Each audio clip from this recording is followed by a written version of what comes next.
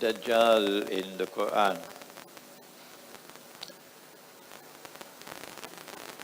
You would seldom find someone lecturing on this topic.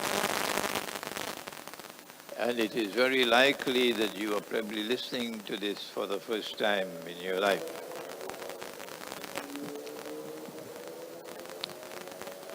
So let me prepare you by sharing with you my view that this is the mother of all difficult subjects. And perhaps that's why you don't find scholars lecturing on this subject.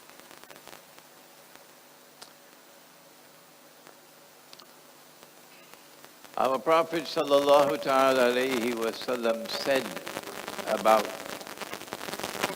Al-Masih al-Dajjal, or Dajjal, the false Messiah, the AntiChrist, the one who would claim to be the Messiah. He would say, Ana al-Masih, but it would be a lie, because he is not Isa alayhi salam, the son of the Virgin Mary. He's someone else. Our Prophet sallallahu ta'ala alayhi salam warned us about him and said that he would constitute the greatest test and trial that mankind would experience. From the time of Adam alayhi salam to the last day, there will never be a greater test and trial than that of Dajjal. And yet, the name Dajjal does not appear in the Quran. No. The two most important cities of Akhirul Zaman are Jerusalem and Constantinople. And Jerusalem does not appear in the Quran by name. And Constantinople does not appear in the Quran by name. No. The Ummah of Muhammad alayhi salatu wasalam is going to be led in Akhirul Zaman by someone who will be descended from his seed. And he is known as the Imam al-Mahdi. But he is not mentioned in the Quran by name. And as a consequence, the message is conveyed plain and clear that you cannot study this subject without thinking. You have to devote an immense amount of time to thinking to understand the subject. We will not be able to complete Dajjal in the Quran in 1 hour. So there will be parts of the subject that will be left out. But I want to begin not with the Quran, but with Hadith. The Hadith is located in Sahih Bukhari, also in Sahih Muslim. And our Prophet said about him, every prophet has warned his people about Dajjal. And the Prophet Nuh alayhi salam warned his people about Dajjal. But I am going to tell you something no one has said before me. Dajjal sees with the left eye. He is blind in the right eye. It looks like a bulging grape, but your Lord is not one-eyed. Between his eyes, on his forehead, is written the word kafir. And every mu'min, the mu'min is the one who has Islam in his heart. So he is not afraid to proclaim the truth. He doesn't say, I can't do that. My business will collapse. I can't do that. They put my name on a no-fly list. I can't do that. They'll say I'm a terrorist. I can't do that. I won't get a promotion in my job. I can't do that. People will shun me. They will say that I am an extremist. The mu'min is not like that. The mu'min has something called sincerity in his heart.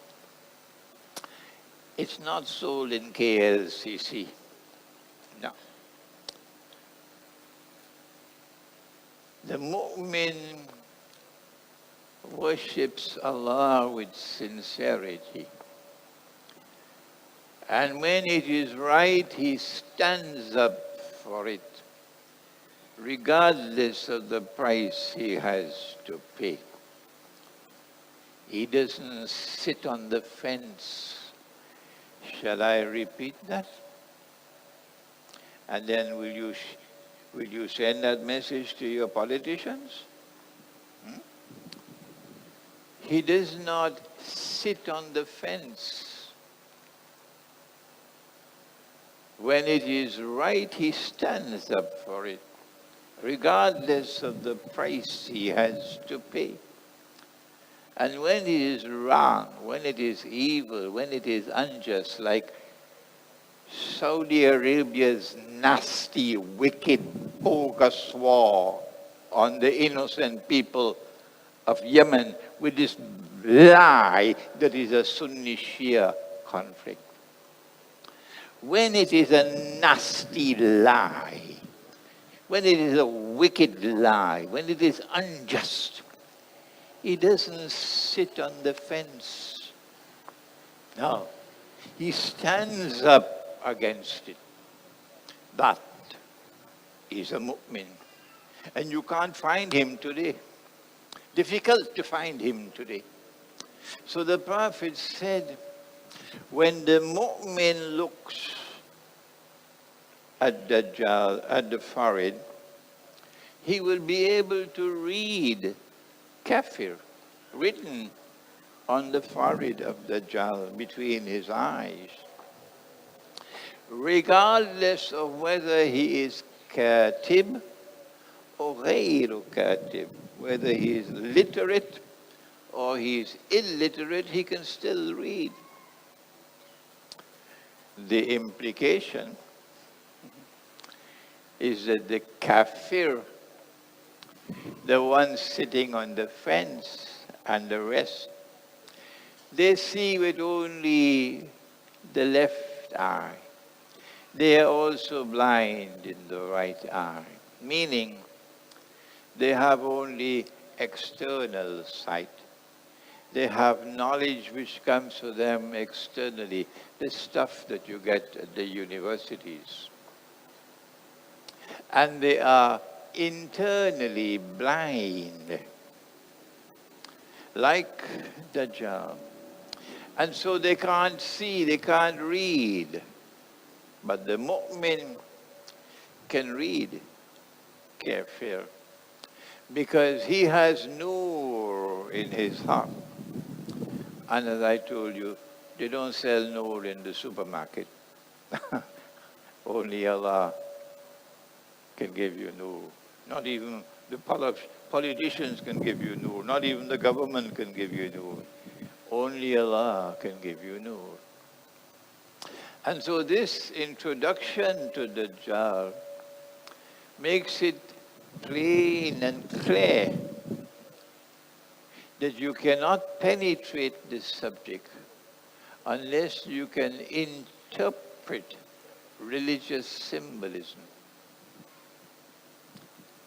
Like he saw the sun and the moon and 11 stars making sijda before him. And then 40 years later, he saw his father and his mother and 11 brothers bowing down before him. And then Yusuf alayhi salam said to his father, "This is the dream come true, that the sun was a symbol of his father, and the moon was a symbol of his mother, and 11 stars symbolized his 11 brothers." And so if you cannot interpret religious symbolism, you cannot explain and understand the subject of Dajjal. And while I have students of mine who are Salafi, yes, the Salafi methodology is defective. So they have to abandon that methodology when they become my students. The Salafi methodology is that whatever is in the Quran and in the Hadith and has not been interpreted by Allah and His Messenger and by the Aslaf can no longer be interpreted by anyone. And that has left the Salafi world blind, unable to understand and recognize the reality of the world today, in which Dajjal is now the mastermind. So those of you who are, come Kevin, come front, come here. This is a distinguished scholar of Islam, Dr. Kevin Barrett from the United States of America, mashallah. Yeah. Alaikum salam. If you follow that methodology, you will not be able to penetrate the subject of Dajjal. I want to begin with Surah Al-Kahf of the Quran. And why do I do so? Because it is the only surah of the Quran about which Nabi Muhammad ﷺ has established a link with Dajjal. He said, recite the first 10 ayat of Surah Al-Kahf. And then there are other versions of this hadith. And you will be protected from the fitna of Dajjal. So there is a link between Surah Al-Kahf and Dajjal, as with no other surah of the Quran. And the background of Surah Al-Kahf of the Quran, you will find it in my book entitled Surah Al-Kahf in the Modern Age. I don't know where the books are, somewhere around. Yeah, Surah Al-Kahf in the Modern Age. That is the book. And in that book you will find the background of this, that the pagan, the Quraysh, did not know how to deal with a man amongst them who said, he is a Nabi. And they sent a delegation to the Jews, the rabbis in the north, Yathrib. And the rabbis said, ask him these 3 questions, which only a prophet can answer. And you have to do some homework. You have to spend a little time with those 3 questions, which I cannot do tonight, if you want to study the subject. The rabbis had knowledge, yes, and they did not disclose that knowledge. Up to this day, they don't disclose it. But on the basis of the knowledge which they had, they said, ask him these three questions which only a prophet can answer. Not even the prime minister can answer it. Ask him about the ruh, the spirit. Ask him about the great traveler who traveled to the two ends of the land. And ask him about the young men and the cave. And Allah subhanahu wa ta'ala sent down the answers in the Quran. That is how important the subject is. But two of the answers are located in Surah Al-Kahf. And the third answer is located in Surah Al-Isra, indicating Allah is saying to you that these two surahs are linked with each other. They explain each other. When he answered the first question, he first repeated the question and then answered it. وَيَسْأَلُونَكَ عَنِ الرُّوحِ, and they questioned thee about the ruh. And then he answered. And we don't have the time to spend 15 minutes on that answer now. But which book of mine? Yes, Dajjal, the Quran, and Awwalul Zaman. That book has a chapter on this, the ruh. Then when he answered the second question, he did the same thing. He first repeated the question and then he answered it. وَيَسْأَلُونَكَ عَنْ ذِي الْقَرْنَيْنِ, and they question thee, O Muhammad ﷺ, about this great traveler. And the great traveler is known as Zulqarnain. Zulqarnain meaning not one with two horns, no. One who has two people, two generations, two epochs.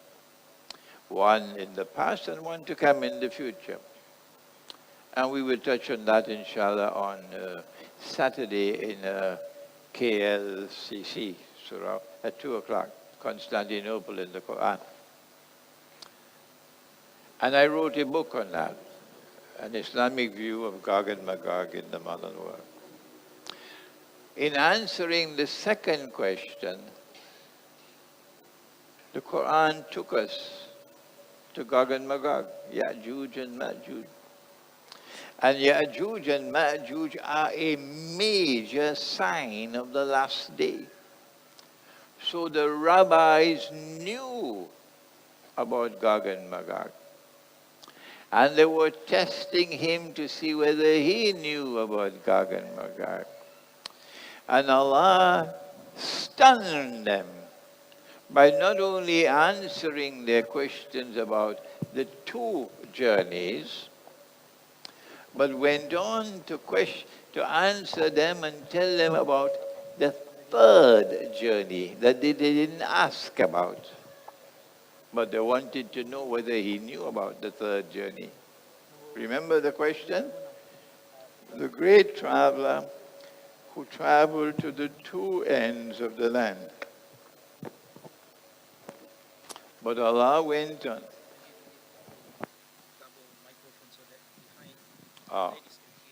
Okay. Allah knew that they wanted to know about the third journey. That is why He answered, and He provided the knowledge that they wanted, the answer on the third journey. And the third journey led to Gog and Magog, which is a major sign of the last day. Now then, the third question. In answering the third question, Allah subhanahu wa ta'ala does not repeat the question. No. This is not by accident. there is something that he is concealing. He wants to leave the rabbis guessing, so he does not repeat the question. The target of the second question was a major sign of the last day. The target of the third question has to be a major sign of the last day. And the most important one of all is Dajjal.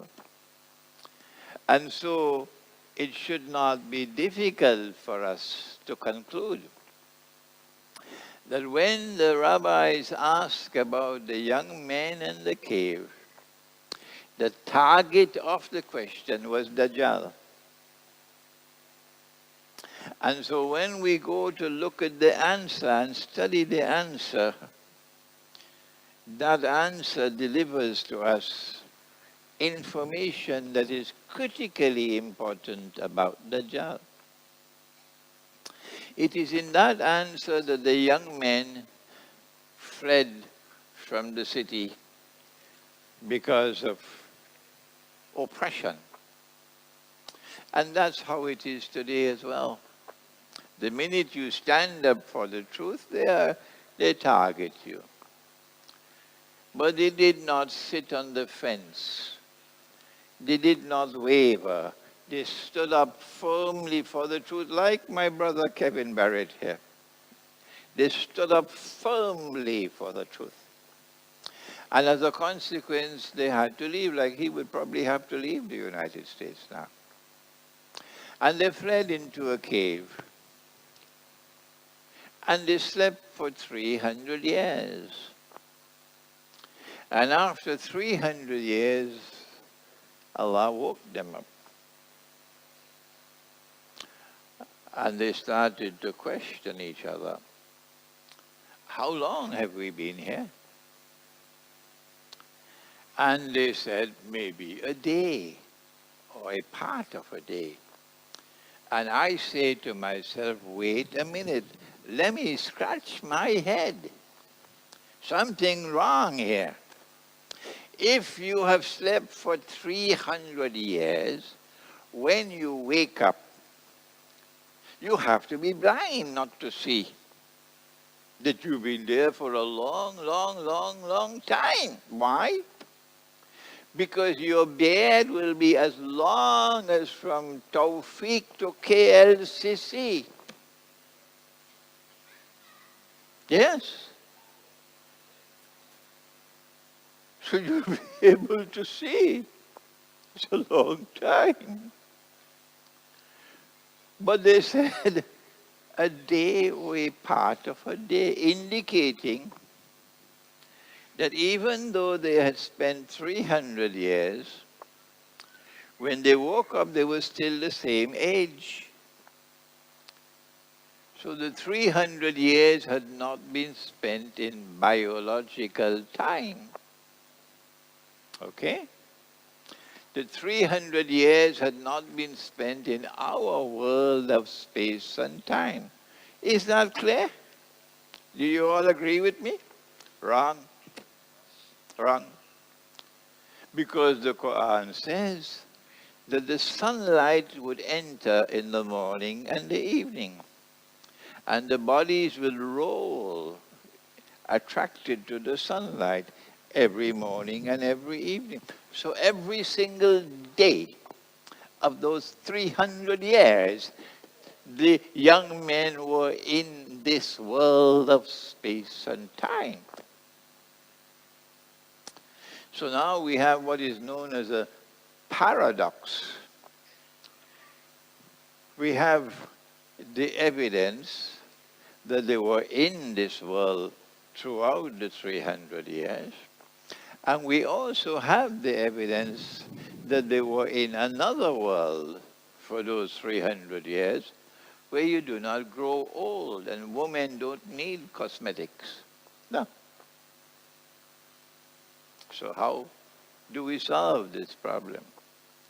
This paradox is meant to open the door to understanding of Dajjal. that although he is released into the world, and he is here amongst us in the world, he is not in our world of space and time. No. The Prophet said, alayhi salatu wassalam, when Dajjal is released, he will live on earth for 40 days. One day like a year. One day like a month. One day like a week. وَسَائِرُ أَيَّامِهِ كَأَيَّامِكُمْ, and all this day, all the rest of his days, like your days. The Salafi methodology reaches here roadblock. They cannot proceed. The Salafi methodology cannot deal with this. Now, a day like a year, a day like a month, a day like a week, and all his days like your days. Our methodology is one in which we interpret it.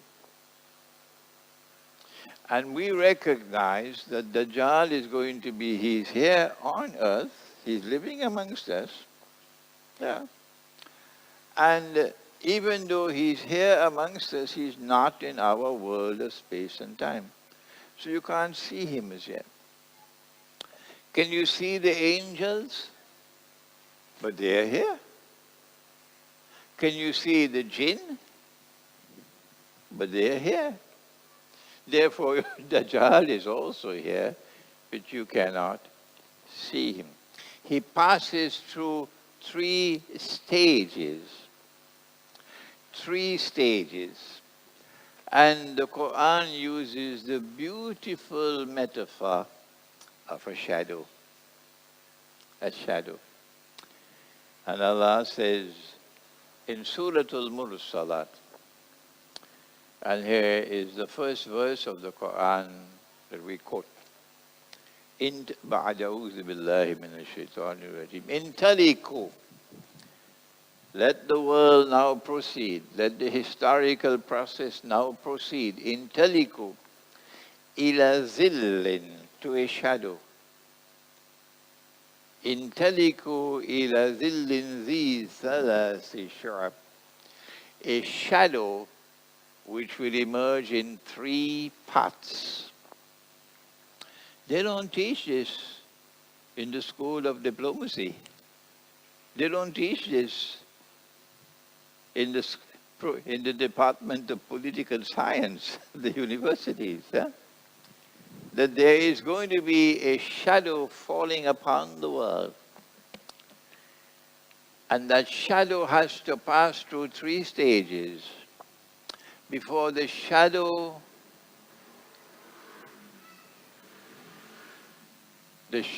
will be moved away and Dajjal will appear in person.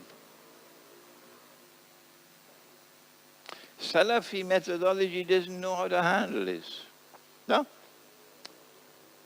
The three stages of that shadow I have explained in my first book entitled Jerusalem in the Quran, which many of you have read already.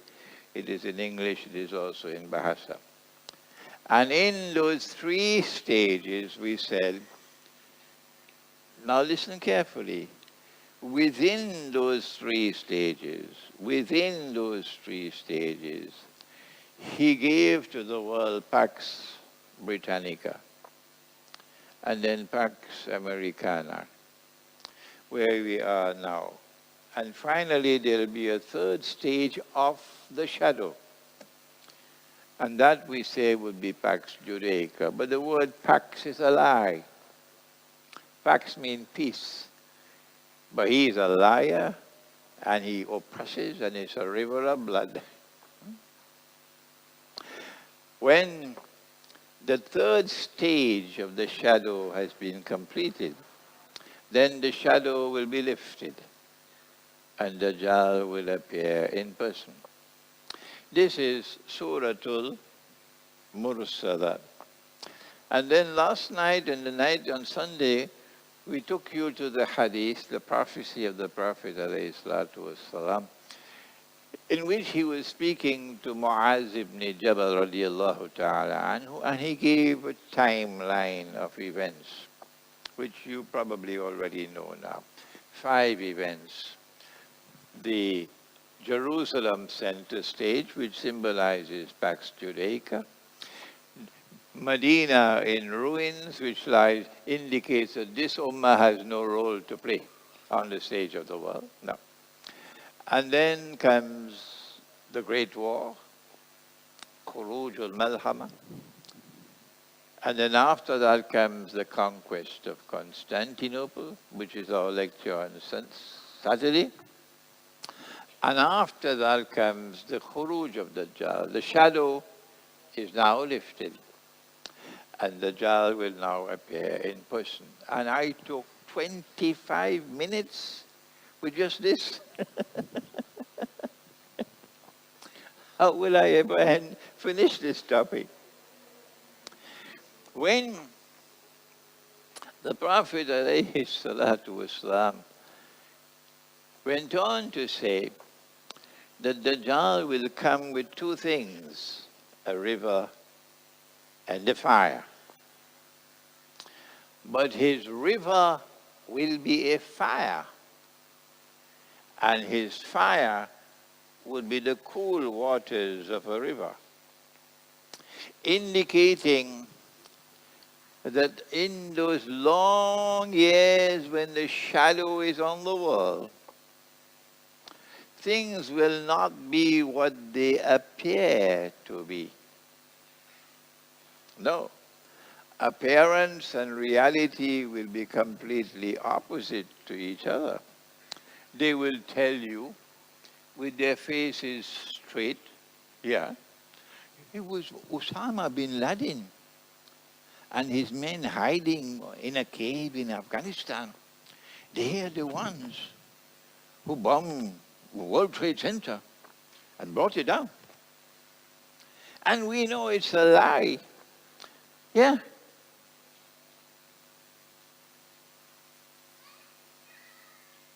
And yet there are so many who were fooled. They have eyes and yet they cannot see. And so in Surah Al-Kahf of the Quran, Allah has given the most important passage of all in the whole Quran to warn you about Dajjal. And the warning is delivered most of all to the Jews. The warning is conveyed through Musa alayhi salam. But the warning is actually meant for his followers, the Jews. That he declared that I am indeed the most learned of all men. That's what they say, that they are the elite of mankind. And Allah responded and said, no, you are not. There's one more learned than you are. They don't like to hear that. No? They believe they're the elite of mankind. They believe that they are the chosen people of the Lord God, and heaven is reserved for them. So to be told that there's one more learned than you, it is shocking to them. So Musa alayhi salam says, I want to meet him, the one who is more learned than Musa alayhi salam. And it is Khidr alayhi salam. And the Quran is telling us that the scholar, the guide, the one who can penetrate the reality of the world in Akhir Zaman, the one you should follow is Khidr. You have to look for a Khidr. How do you find him? Look for the footprints. Yes, look for the footprints. That's how you'll find him. So Musa says, I want to meet him. And Allah says, if you want to meet him, you'll have to travel to the place where the 2 oceans meet. Majma'ul Bahrain. The Salafi methodology would now search to see whether it is Atlantic and Pacific or Indian Ocean and Pacific. But our methodology says no. The two oceans are two oceans of knowledge. And Imam al-Baydawi, he agrees in his tafsir. It is the ocean of knowledge externally acquired and the ocean of knowledge internally received. These two oceans of knowledge have to be harmoniously integrated. And it cannot be integrated without Noor. Without Noor, you remain Dr. Jekyll and Mr. Hyde. You'll have one foot in that camp and one foot in this camp. You'll have your PhD from some university and you'll have your degree from some Darul Uloom. And when you are here, you have this knowledge. When you're there, you have that knowledge. In two different worlds. But when you have Noor, you can integrate the two worlds of knowledge harmoniously. And then you have a Khidr. That's why the world of Islamic scholarship today, and it is something painful for me to have to say it, but I have to make my back strong and say it, despite the pain, that the world of Islamic scholarship have failed, yes, and failed miserably, yes, because they have not gone to this methodology of Khidr alayhi salam. He is the one who can understand the world. He's the most learned of all. And Allah spoke two things about him. Number one, he is the embodiment of kindness. Kindness. You can do what you want. He still remains kind. Yes. And secondly, that knowledge comes to him like a river flowing from above. وَعَلَّمْنَاهُ مِن لَدُنَّا عِلْمًا. So his knowledge is not mechanical, like knowledge from a factory. But his knowledge is like the rain, that when it comes and falls, it brings the brown, the dead earth back to life and everything becomes green. That's why he's known as Mr. Green. Khidr alayhi salam. And then Surah Al-Kahf gives us the amazing encounter between Musa and Khidr, and I don't have the time to keep you. That takes another 15 minutes. And every time there's a test, Musa fails. And Khidr alayhi salam has to explain. And at the end of it, he says, this is the ta'weel. This is the word he used. This is the ta'weel of that which you did not understand, Musa. And so Musa was judging on the basis of external appearance. And all of us today are doing that. The world of women mostly are doing that today. Blessed is that woman who has eyes and who can see. Blessed is that woman who has eyes and who can see. Because most women today are like that. And this thing called the smartphone is contributing towards the destruction of the thinking capacity. So blessed is that woman who has eyes and who can see. Every time he was tested, Musa failed. And the message is being sent to Banu Israel, to the Jews. Be careful. Be warned. You're going to fail as well. And every time he failed, Khidr alayhi salam had to explain to him the, the, the um, inner reality, not the external appearance, the inner reality of the event. And so this passage of the Quran, which unfortunately we don't have the time to analyze with you, is the mother of all passages of the Quran, in warning us about Dajjal and that the need to study Dajjal by going beyond external, I didn't bring any with me. Can someone give me a 1 ringgit, please? Satu ringgit. Yes, sir. That you have to go beyond the external appearance of what Dajjal has given to you in order to recognize the internal reality that he's going to use money to enslave you. When Allah went on beyond Surah Al-Kahf in the Quran to teach the subject of Dajjal,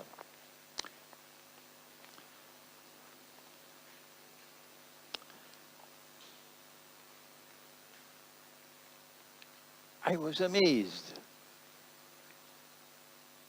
I was stunned while writing my book on Dajjal.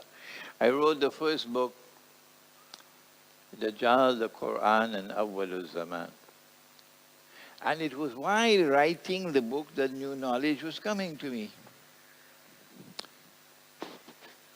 And I found something strange. That the Quran said, Sulaiman alayhi salam, he died. And when I read the tafsir, all of them told me, he died while sitting on his throne. And the jinn who had to work for him, they didn't know he was dead. And some termites had to come. You have termites in Malaysia? Yeah? Okay. The termites had to come and nibble and bite at the bottom of his staff. Hand me the staff, please. Yeah? Yeah. The bottom of the staff. They had to bite and bite and bite. I don't know how many years it took to bite enough. And then the staff lost its balance. And then the staff collapsed. And then his body collapsed. And only when the body collapsed, then the jinn realized he was dead. So I said, did this come from Hollywood or from Disneyland? Eh? Did this nonsense come from Hollywood or from Disneyland? It's difficult for me to digest this. Oh, I could eat Musam King. Very nice, but I can't digest this nonsense. Yeah. So then I was asking myself, I say, if this actually happened, that the ruling king in the world, he died, and his body remained on his throne for so many years or months, surely it will be recorded in history. Yes. But when we go to the historical record, there is no mention of this at all. How come? This was during the time when I'm still searching how to deal with this nonsense. Allah had not yet given me the knowledge. But I was not prepared to accept nonsense.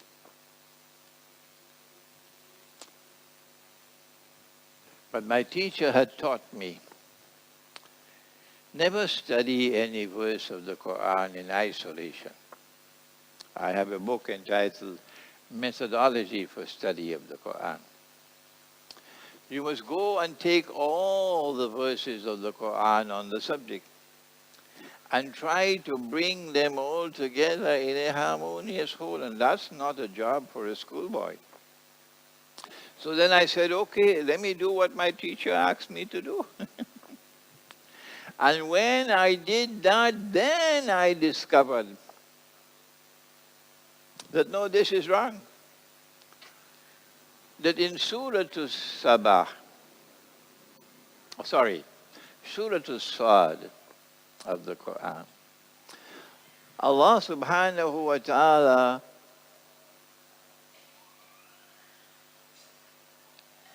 sent a test, a trial to Sulaiman alayhi salam. And he is the wisest of all men. Will he understand? Will he understand? Like yesterday, I had to go out, and I was very tired when I came home to the hotel. 2:30, I had not performed my salat, Zuhr, and I went to sleep without performing salat. When I was sound asleep, somebody came and held on to my foot, and I woke up, nobody. Then I realized, Imran, wake up, go perform your salat. Then I realized, get up, go perform your salat, you see. So you have to be able to read and understand when these events occur. So Allah now sends a vision to Sulaiman alayhi salam. And he sees someone sitting on his throne. This is the man who is ruling the world, eh? And someone is sitting on his throne. Allah put him on the throne. And he is a jasad. The word jasad had been used earlier when the Samiri took the gold and made it into a golden calf. So this is your Lord, worship. And that golden calf was described as jasad, a body without a soul. So this jasad is sitting on the throne, but this cannot be a calf, this has to be a human being. From the time he saw that vision, he immediately understood. Immediately understood. This is the wisdom of Sulaiman alayhi salam. Very scarce today, that kind of wisdom. Immediate understanding. He understood that this was an evil being. And he also understood that Allah had sent this vision because this fella, this evil being, he wants to inherit my kingdom. He wants to rule over holy Israel. So what did he do? ثُمَّ أَنَابَ. He turned towards Allah penitently. قَالَ رَبِّ اغْفِرْ لِي. He said, "Oh Allah, kindly forgive me." Naturally, don't make the mistake, go searching. What sin did he commit? Not that nonsense, no. He's asking for forgiveness before he asks for something, that's all. Not any sin, particular sin he had committed. Don't forget that. If you want to ask for something, first ask for forgiveness and then ask. وَهَبْ لِي مُلْكًا لَا يَنْبَغِي لِأَحَدٍ مِّن بَعْدِي. And grant that none can inherit my kingdom. No one can inherit my kingdom. And also grant that there can never be a kingdom like mine again in history. Innaka antal wahhab. You are the one who grants dua.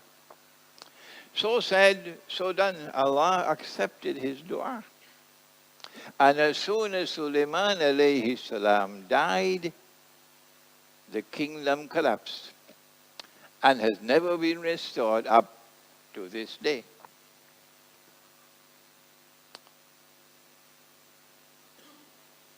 Then I went to the other passage now, which is in Surah Namal, that when Sulaiman died,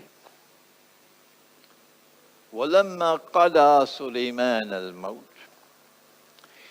the jinn who were ordered to work for him by Allah, and if they disobeyed his orders, Allah would punish them with terrible punishment.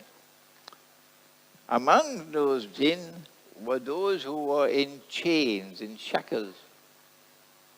وَآخَرِينَ مُقَرَّنِينَ فِي الْأَصْفَادِ, they were in chains.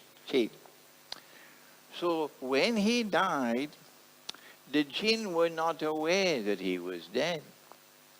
Everybody else knew he was dead and he was buried. But the jinn did not know because they're in chains. And they kept on seeing someone sitting on his throne. Who was that? Right? Obviously, it's the Jasad. And the Jasad is holding on to the staff. But when Dabbatul Ard was released by Allah, this is one of the major signs of the last day. The beast or the creature of the earth, Dabbatul Ard, is there in Christian and Jewish eschatology. It's also there in the Quran. When they are released, the Quran says, taklimuhum, that Gog and Magog are going to harm them, cause injury to them, harm them. But the punctuation didn't come with Jibreel alayhi salam. So you can have mischief in the punctuation. And that's what happened here. Instead of taklimuhum, every copy of the Quran today says tukallimuhum. The spelling is the same. It's just the punctuation, which means speak to them.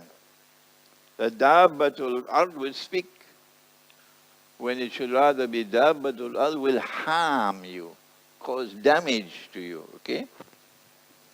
So then the Quran says Dabbatul Ard came and consumed his minsa'a. And when we went to the tafsir, every single tafsir said, this is the minsa, the stuff. So then I went to the experts of the Arabic language, different parts of the world. And they all came back with the same answer. Minsa is the stuff. So Dabbatul Ard will consume the stuff. When they consume the stuff, then the body will collapse. You know the stuff from Hollywood. The body will collapse. But I was not satisfied with that because my teacher had given me proper methodology. I said, no. Even if every single tafsir had said so and every expert had said so, I said no. If Allah in the Quran has always used the word asa with sword for stuff, every single instance, idrib bi asaka al-hajar, take your staff and strike the rock, take your staff and strike the sea, throw your staff on the ground, it becomes a snake. Every time the word used in the Quran is asa, with sword. Why would Allah now use another word? Minsa, with a sin. for the same stuff. No, I refuse to accept that. Imran, every single tafsir says it's stuff. All the scholars of the Arabic language say it's stuff. What are you doing, Imran? I said, no, I refuse to accept that. Because the methodology for the study of the Quran is check to see all the verses. And since Allah has always used the word asa for stuff, min sa'a has to be something more than stuff. Then I understood that min sa'a is not stuff. That when Dabbatul Ard come and they consume the min sa'a, they're not nibbling at the stuff like termites. They're not consuming the stuff. They're consuming something which is connected with the stuff.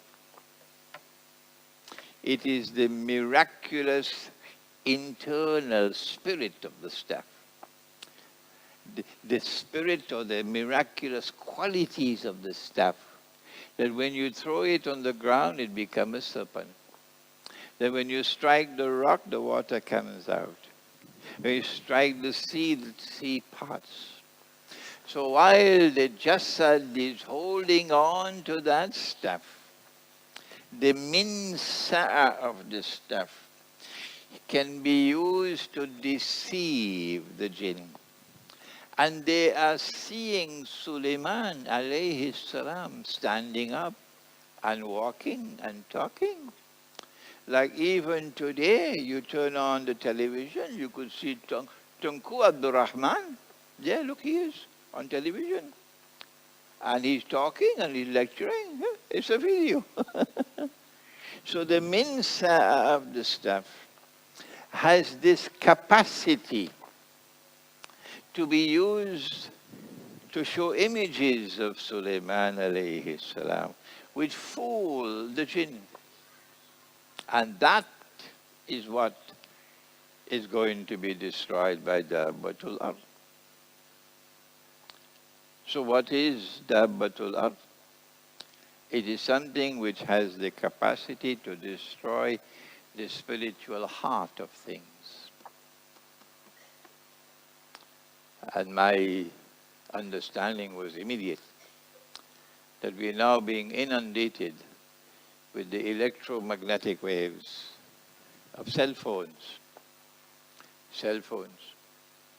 and wireless internet and your smartphones and the cell phone towers.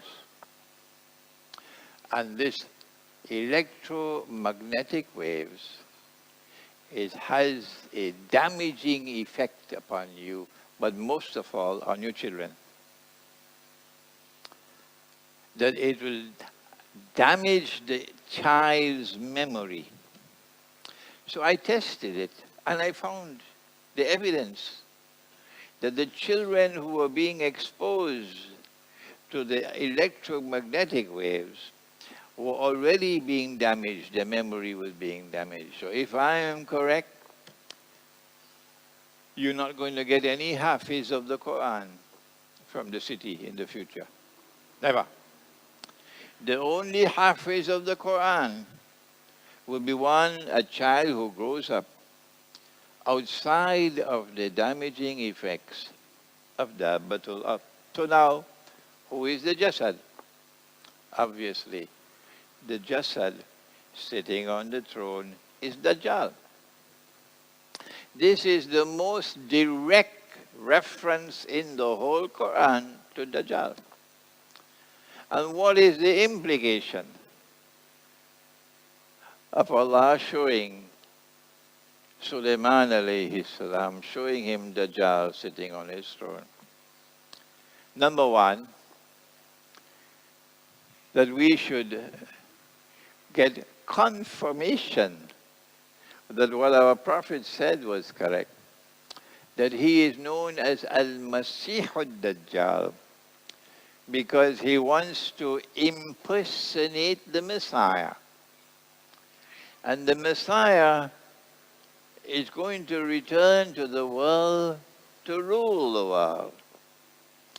But he will rule the world from a Khilafah state, from a holy state of Israel. Of course, it will not be the one of Sulaiman alayhi salam, nor would it compare with that. It will just be another holy state. And so Dajjal is shown sitting on the throne to tell Sulaiman alayhi salam that Dajjal wants to rule the world from your holy state in Jerusalem in order to declare that he is the Messiah. This is the first and the most important of all implications to emerge from that vision. Number two, the Dajjal is a jasad. But when you see him, you see a human being. You cannot see anything external other than a human being. Well, then what is it that makes him a jasad? What does he lack that the rest of us have as human beings? The answer is, we have the ruh that Allah gives to the human being. But he does not have that ruh. So ask him about the ruh. Remember the question? Ask him about the ruh. Because here is a defining moment. We have a ruh, but he does not have that ruh. In what way is his ruh different from ours? The Quran tells us, and I have one more minute left, the Quran tells us that Allah offered to human beings an amana. He offered the amana to the samawat, and they said no. He offered the amana to the ard, and they said no. He offered the amana to the mountains, they said no. And then mankind accepted the amana. The amana is the ruh that Allah breathes into you, that gives you something called freedom. Freedom to think. Freedom to think independently. Freedom to pursue knowledge and to acquire knowledge independently. Freedom to extend the frontiers of knowledge. That is what Allah gave to us. Do we use it? Huh? No. Muhammad Iqbal said, this ummah stopped thinking 500 years ago. Yes. This is the tragedy with which we live today. He cannot think like that, Dajjal. He does not have the freedom. He is externally programmed. And the freedom that we have also gives us the freedom to choose. Allah says, Al-haqqu min rabbikum faman sha'a falyu'min wa man sha'a falyakfur. The truth is from your Lord. Whosoever wishes has the freedom to accept, and whosoever wishes has the freedom to reject. But he does not have that freedom, Dajjal. He is externally programmed. And so what Dajjal wants to do with us is to transform all of mankind into jasads like himself. When we stop thinking, then others will think for us. This has already happened in the United States. Ask Dr. Kevin Barrett, he'll tell you. This has already happened in the United States. The American people have stopped thinking. And others think for them. And when you stop thinking, you'll also stop choosing. And others will choose for you. And you'll become like sheep. And any tune that the Dajjal plays, you will dance to that tune. My time is up, and I have left out important parts of the subject. But you can find that which I have left out in my books. The last book I've just written is the Quran, Dajjal, and the Jasad. And I wrote this to present a challenge to the scholars of Islam. You have to answer me now. Before this, there is the book entitled Dajjal, the Quran, and Awwalul Zaman. And there are other books to come on Dajjal and money, Dajjal and the feminist revolution. Okay? Several books have to be written, and we pray that Allah subhanahu wa ta'ala might give me life long enough. This is Dajjal and money here. I want to end by advising that the best defense that you have, the best defense that you have to protect yourself and protect your wives and protect your children from Dajjal is the Book of Allah. And your first step towards the Book of Allah is to learn to recite it in Arabic. And when you learn to recite it in Arabic, you have to learn to recite it from cover to cover. That's the first step. By the age of 7, your child should already be reciting the Quran fluently. By the age of 7. And by the age of 10, your child should be reciting the Quran cover to cover once a month. If you wait until your child is a teenager, remember, the sea is going to be rough in the teenage years. The sea will be rough in the teenage years. These are tumultuous years for the teenager, boy as well as girl. So do it before they reach 13. Make sure that you recite the Quran from cover to cover in Arabic once a month. This is the beginning of the defense against the Dajjal. After this comes the next step to understand what you're reciting. And then after that comes the next step to study the Quran, and my book, Methodology for Study of the Quran, will help you with that. ربنا تقبل منا إنك أنت السميع العليم وتب علينا يا مولانا إنك أنت التواب الرحيم برحمتك يا أرحم الراحمين آمين.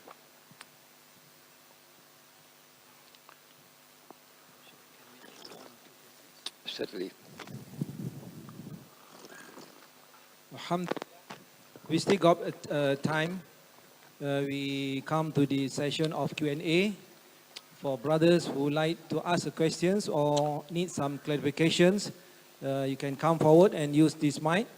And then for ladies, maybe you can write on the piece of paper and pass forward. Inshallah, we will read the questions.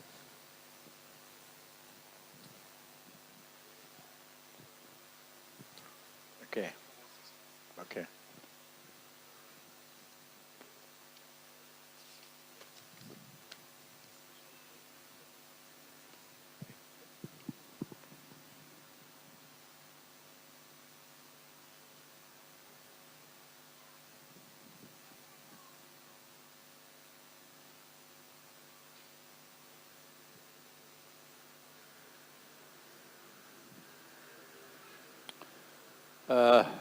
Any questions?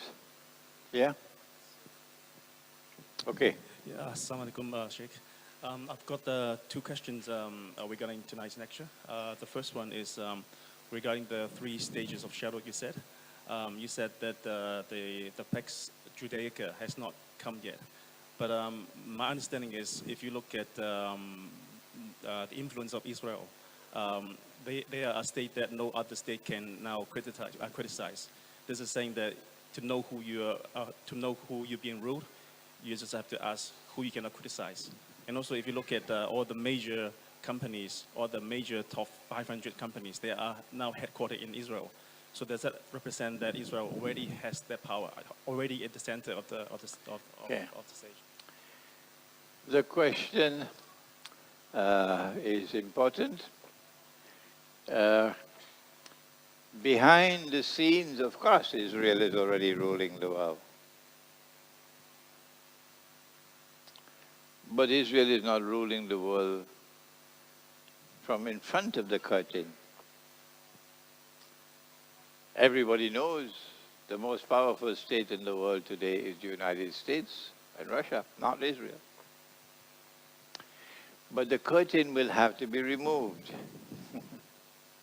And only when the curtain is removed and it can plain and clear, you can see this is the ruling state in the world.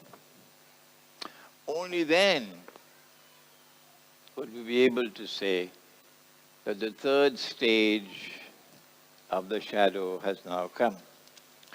In order for the first stage of the shadow to give way to the second stage, two great wars had to be waged. 50, 60 million people had to be killed in the First World War and the Second World War.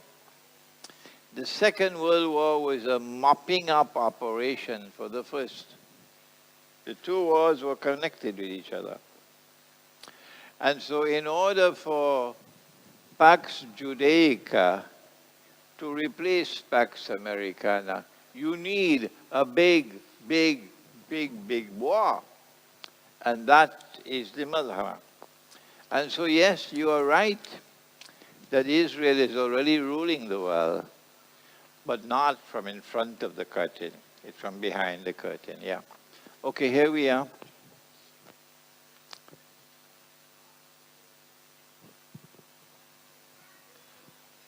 This is indeed a difficult subject. If it is so important, why does Allah make it so difficult for us to understand?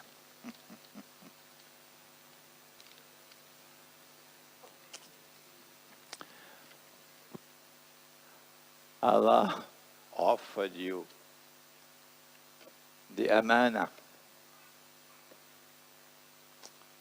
No one else in all of creation have it, only you. You are the only ones in all of creation with the capacity for independent thinking. The angels don't have that. No. You have the capacity for independent choice, free choice. The angels don't have that. While the jinn do have some logical thinking and some freedom, and therefore the jinn can be Muslim or Kafir. It is the human being par excellence to whom the Quran was sent. And Allah sent the Quran to you as a gift. And He said, I'm going to protect this Quran.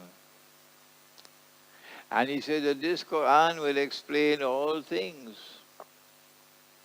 And He says, you have to think. I send this Quran to a people who think. So are you going to blame Him if you don't do your work? Or you use the wrong methodology for studying the Quran, like the Salafi? No, don't blame Him. Blame yourself. How do you relate the current technology with Internet of Things, big data, artificial intelligence, robots, machine learning with Dajjal? Yes, of course. It is connected with Dajjal, artificial intelligence, robotic engineering and so on. It's all connected with Dajjal. If you lose the capacity to understand that nothing in the world can compare with the human mind, nothing. There cannot be artificial intelligence anywhere out there comparable with the human mind. But the day you accept that artificial intelligence can replace the human mind, then you deserve to lose your capacity for thought. So regardless of what they produce out there, in the world of robotic engineering and artificial intelligence and all of these things, regardless of how fascinating the internet may become, you still do not have an excuse for going into the Quran and searching in the Quran for that which Allah has given to you, which explains the reality of the world today. You do not have an excuse if you don't do that. Yeah.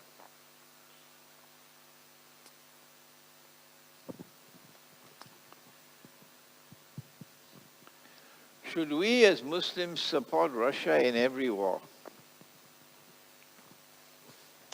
No, if Russia wages a wrong war, you don't support it. If Russia makes a mistake, you tell them you made a mistake.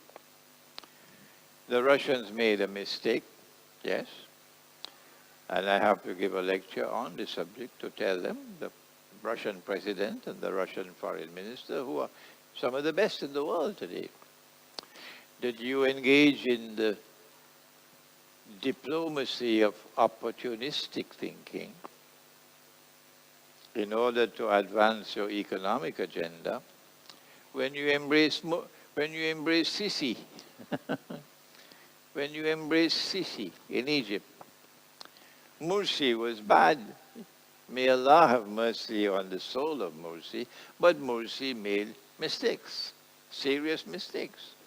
Amongst them was to open the door, or the frontiers of Egypt. Everybody can go and fight in the bogus jihad in Syria and kill all the Christians.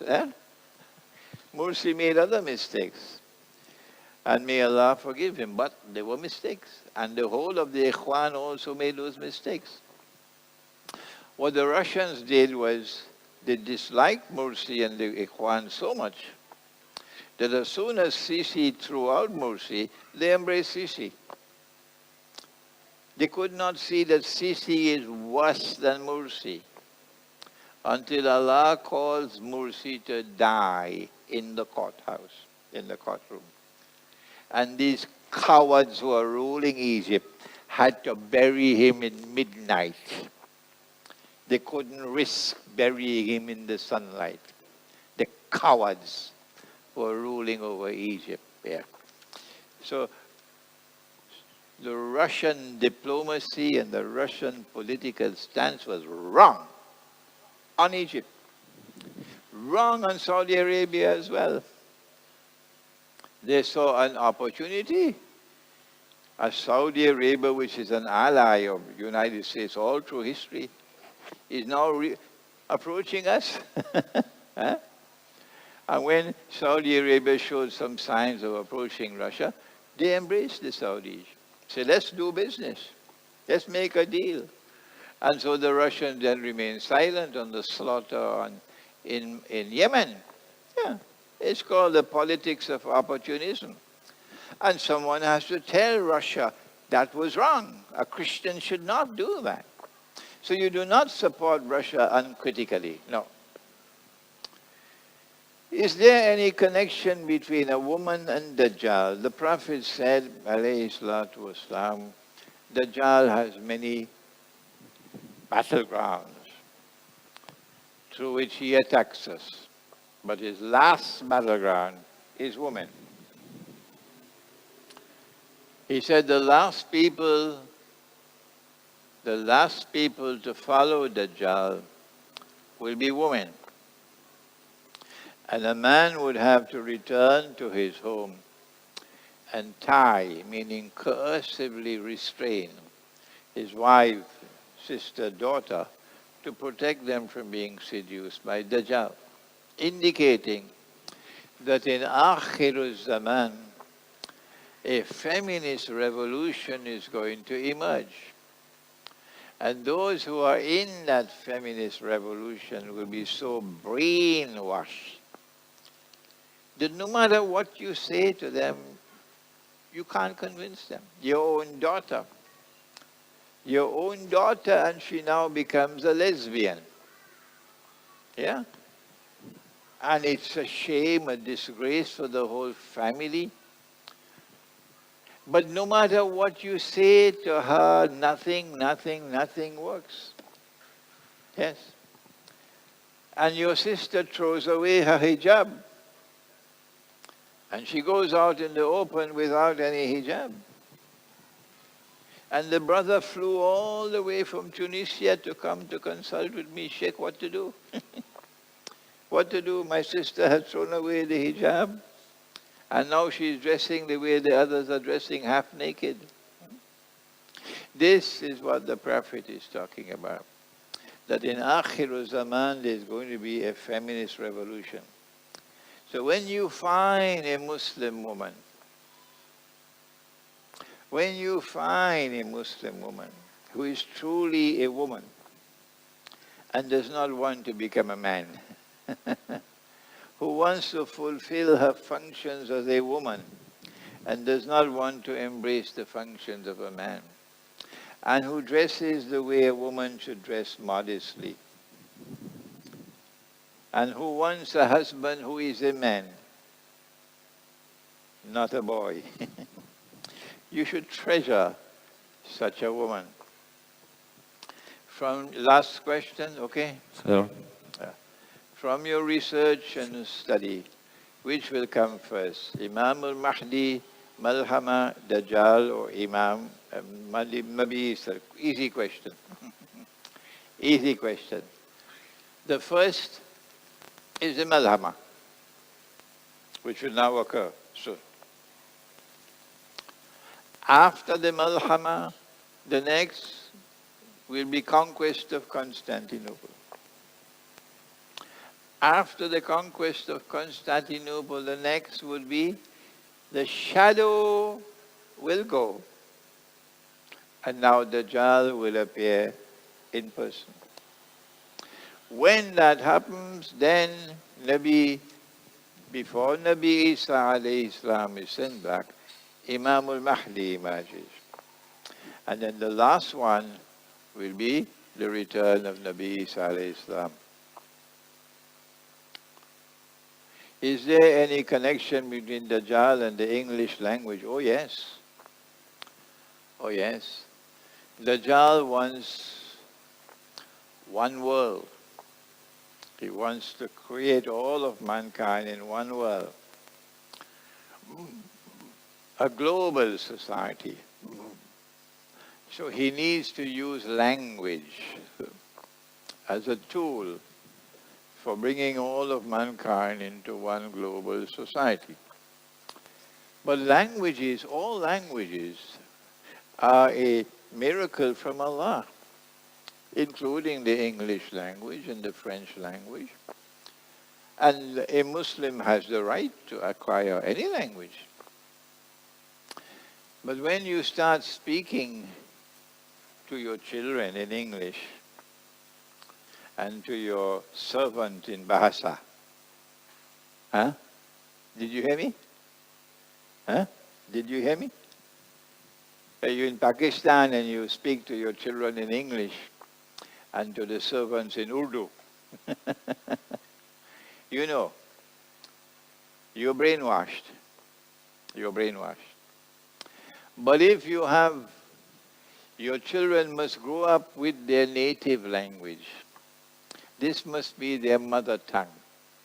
I want my children to do their thinking in their mother tongue, not in a foreign language. Good. And then after that, they then acquire the English language and the French language and so on. That's okay. Dajjal is using English and French. These are the two languages. Spanish is somewhere, and Italian and German. These are the two major languages that Dajjal is using, English and French. And the French are not going to give up. Brother Kevin here is fluent in French. Yeah. The French are proud of their language. They're not going to allow Shakespeare to take over from Molière. No. Okay? So we have these two languages in Akhir Zaman. It's important for us to know these languages. By all means, teach your children the English language, teach them French and so on. But remember, make sure that they are proficient in their native language. Okay, thank you. والسلام Sorry, عليكم I ورحمة want. الله وبركاته. ربنا تقبل منا إنك أنت السميع العليم وتب علينا يا مولانا إنك أنت التواب الرحيم برحمتك يا أرحم الراحمين آمين.